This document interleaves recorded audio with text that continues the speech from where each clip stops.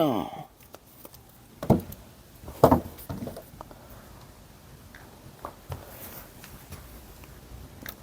Inch'Allah, je cadre bien parce que j'ai pas le retour caméra. Inch'Allah.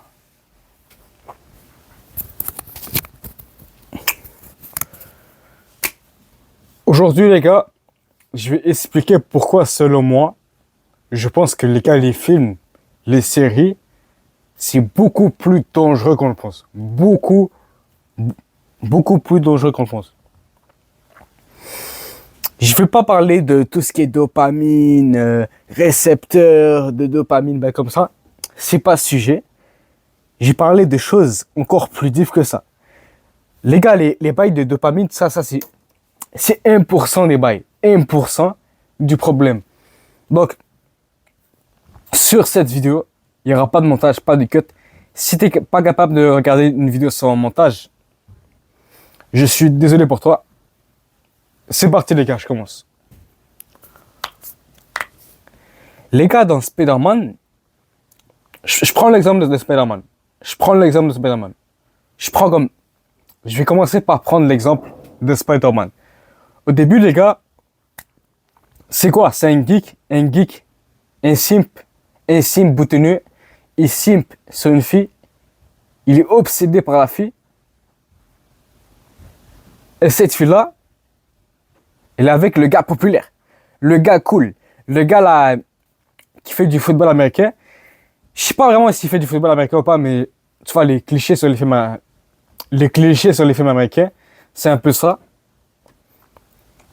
Sans parler aussi du fait que ce gars-là, il va intimider le geek.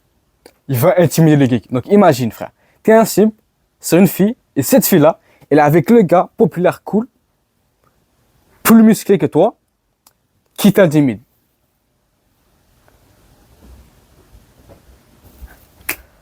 Frère, t'es dans la merde.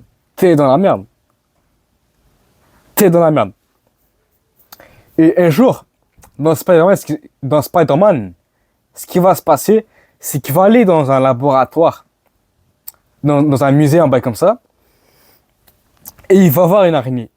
Qui va le piquer, bam, qui lui pique. Il est piqué par l'araignée. Et après avoir été piqué par l'araignée, il va remarquer maintenant que il n'y a plus besoin de lunettes. Il n'y a plus du tout besoin de lunettes. Le gars, il est stock. Le gars, il est musclé. Et il y a un jour, où le bully, le gars qui l'intimide, il va essayer de le frapper. Mais Spider-Man, donc l'ancien geek, il va l'esquiver le bail et il va frapper le gars. Le gars, il va aller revoler en arrière. En arrière. Et il va faire tomber tout le bail de la cantine de la personne qui était en arrière. Attends. Les gars, j'espère que ça filme parce que j'ai peur que ça filme pas. Bref.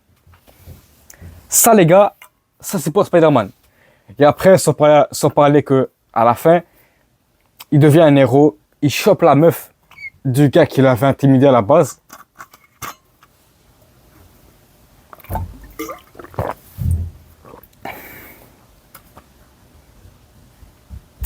Et les gars, c'est que genre, ce pattern-là, ce modèle de film, ce pattern-là qui se répète, bah ça se répète dans plein de films. Dans plein de films, il y a toujours ce pattern de l'événement spécial. Il y a toujours ce pattern de l'araignée qui va te piquer, qui va tout changer. Il y a toujours ce pattern du ninja qui va venir t'apprendre le karaté. Ça, c'est pour l'exemple de Karate Kid. Dans Cobra Kai, je pense que c'est... Il y a un gars, il lui a dit, viens, c'est bon, je t'apprends le karaté. Il est venu, après il a battu le gars. Il a battu le gars qui l'avait intimidé. Il a pris sa meuf, bref. Il y a toujours l'événement spécial. Il y a toujours le ninja, l'araignée qui va le piquer. Il y a toujours un petit truc qui va venir tout changer. Toujours. Et la raison sombre, bon, sombre c'est un gros mot, mais la vraie raison, la raison sombre de faire ça, c'est que bon, déjà, c'est plus facile pour le storytelling. Pour le storytelling, c'est plus facile qu'il y ait un événement extérieur qui arrive, plutôt que le gars, il décide de changer de seul. C'est plus facile de raconter une histoire d'un gars qui s'est fait piquer par une araignée et d'un coup, blablabla, bla, bla, bla, des bails se sont passés, que il y a un gars, il décide d'un coup de changer, parce qu'en général, c'est très rare des gens qui décident de changer d'un coup, car ça prend un peu du temps. Un jour, il va tomber sur un gars red pill, après il va commencer la salle, après bref. C'est jamais d'un coup. Et quand c'est jamais d'un coup, c'est pas storytellingment, c'est pas très bien racontable. Mais quand c'est un événement externe, comme un gars qui se fait piquer par une araignée, là c'est plus facilement racontable. Et la raison sombre qui fait ça, pour laquelle ils font ça, c'est parce que le fait que ça soit un événement externe, l'araignée qui va te piquer, ça te fait pas culpabiliser. Ça évite que tu culpabilises. Parce que tu peux pas regretter. Parce que tu peux pas comme regretter ça. Parce que toi, tu t'es pas fait piquer par une araignée. Tu t'es pas fait piquer par une araignée. Right? So, les gars, comment tu peux regretter de pas être Spider-Man si toi, t'as pas eu les mêmes chances que Spider-Man? Impossible. Impossible.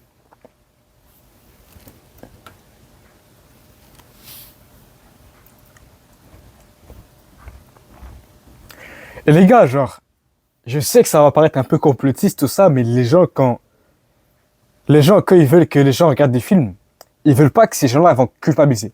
Parce que si toi, tu regardes un film et tu culpabilises, tu vois le gars, bam, il s'est pris en main, il a décidé de changer, bam, il a changé, bah, ça va te faire culpabiliser. Parce que ce mec-là, il aurait pu être comme toi.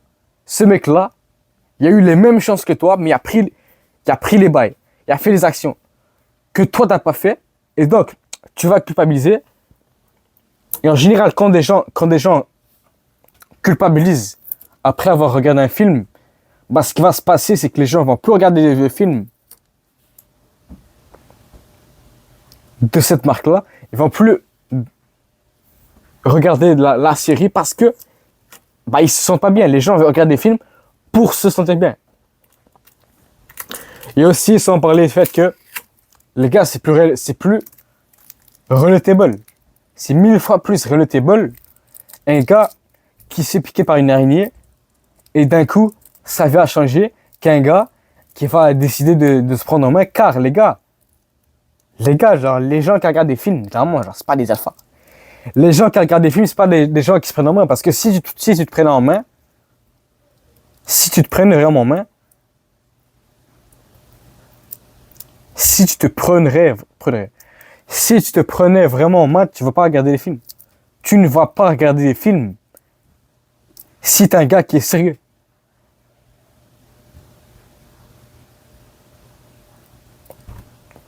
Sauf que les gars, le problème avec ça, c'est que genre, avec le temps, quand tu regardes des films, tout ça, ça va conditionner ton cerveau dans plein de choses. Ça va conditionner ton cerveau à être insimple. C'est pour ça qu'il y a des gens, ils attendent la princesse charmante, alors que c'est pas ça la vie. Surtout, ça va te conditionner à attendre que les bails changent. Ça va te conditionner à attendre l'événement spécial. Ça va te conditionner à attendre l'araignée qui va te piquer. Alors que les gars, le changement, les gars, ça vient de toi. Si tu veux changer, ça vient de toi. C'est très rare, les gars, que un gars, bam, une araignée l'a piqué ou un ninja est venu le voir pour la prendre. C'est très rare.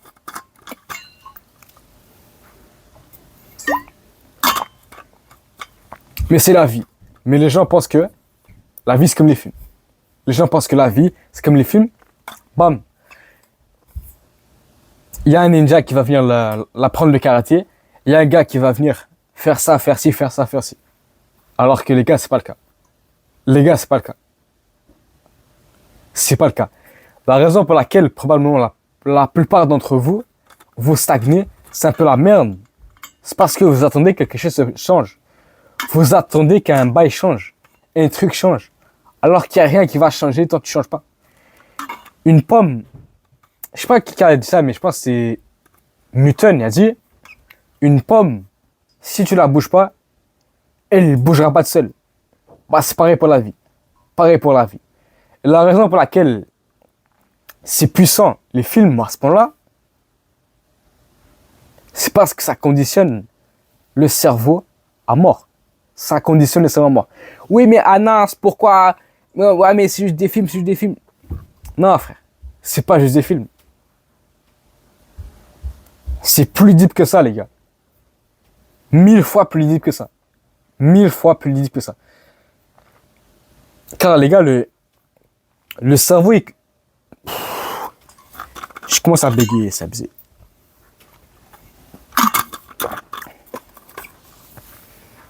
Le cerveau, les gars, putain.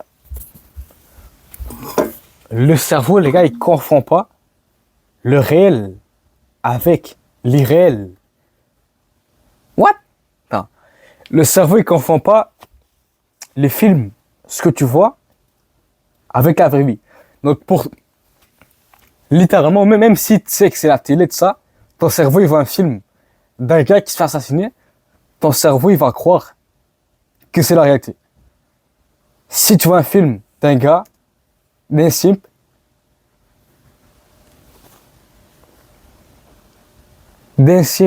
qui se fait bully, que d'un coup il change, bah ton cerveau va croire que ça c'est la réalité. Alors que ça, c'est pas la réalité.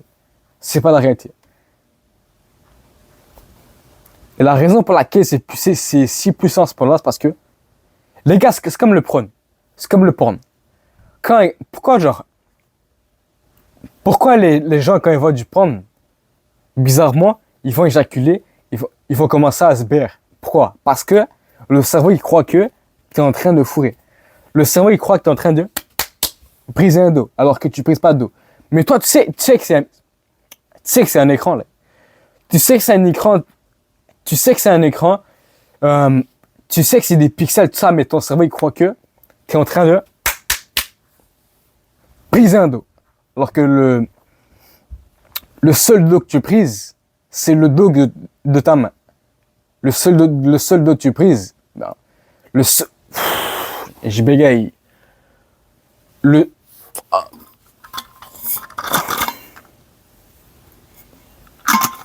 seul dos que tu brises, c'est le dos de ta main. C'est tellement poétique, les gars. Je suis trop drôle, les gars. C'est pas drôle.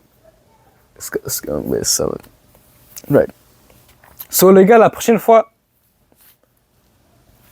il y a ton cerveau qui te dit que mais non, les films, c'est pas la réalité. Ça va pas changer grand-chose. Rappelle-toi pourquoi les gens regardent du porn. Pourquoi les gens, quand ils regardent du porn, bizarrement, bam, ça fait bonder. Car ton cerveau croit que ça fourre.